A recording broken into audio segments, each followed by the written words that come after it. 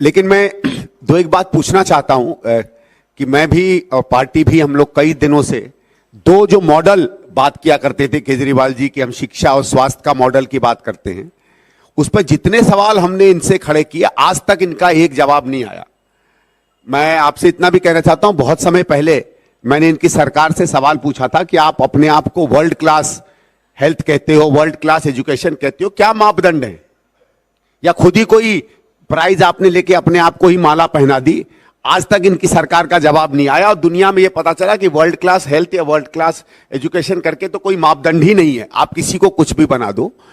लेकिन मैं केजरीवाल साहब से जरूर पूछना चाहता हूं कि आप जिस तरीके के काम शिक्षा और स्वास्थ्य में करते थे, वो हमारी जो 15 साल की सरकार थी उसके क्रांतिकारी काम से आप उसका औसतन भी आप विकास नहीं कर पाए। अगर हमने 150 स्कूल बनाए तो आप 11 पे अटक गए।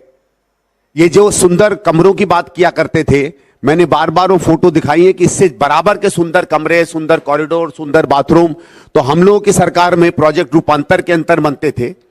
सवाल सिर्फ ये बनता है कि उस समय नए कमरे, सुंदर कमरे, पेंटेड कमरे, अच्छी अच्छी तरीके के कमरे 7 लाख रुपए कमरे में बन जाते थे। आज वो 24 लाख रुपए कमरे कैसे हो गए? ये जरूर है 3 गुना। अगर ये कहते हैं कि 3 गुना हमने पैसा खर्च किया, तो पैसा तो 3 गुना खर्च किया, रिजल्ट उसके आसपास भी नहीं निकला। वही अस्पताल हम बनाते हैं, अगर 19 अस्पताल कांग्रेस की सरकार बना पाई तो आप कम से कम एक ही बना देते।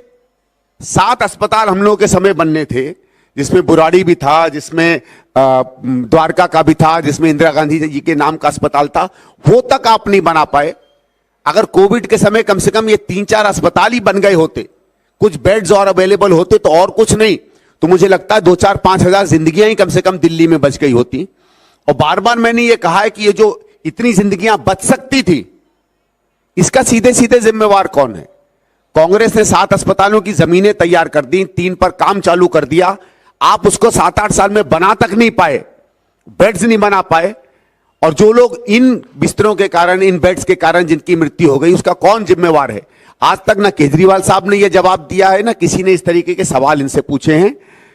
और अगर मोहल्ला क्लिनिक की बात करते हैं तो मैं तो बार बार सवाल पूछता हूं कि आपको याद होगा कि जब टीकाकरण शुरू हुआ था कोविड का, तो टीकाकरण तो दुनिया में सबसे आसान चीज होती है। टीकाकरण तो वो चीज है कि नर्सें और डॉक्टर घर घर जाकर भी टीका लगा देते हैं। कम से कम मोहल्ला क्लिनिक में टीकाकरण ही हो जाता। जो क्लिनिक टीकाकरण के लायक नहीं मानी गई, वो वर्ल्ड क्लास हेल्थ कहां से हो गई है, आज तक मुझे नहीं बात समझ में आई। तो इनका ना स्वास्थ्य का मॉडल है, ना हेल्थ का मॉडल है, बाकी तो सब चीजें इनसे हमने ध्वस्त ही कर दी।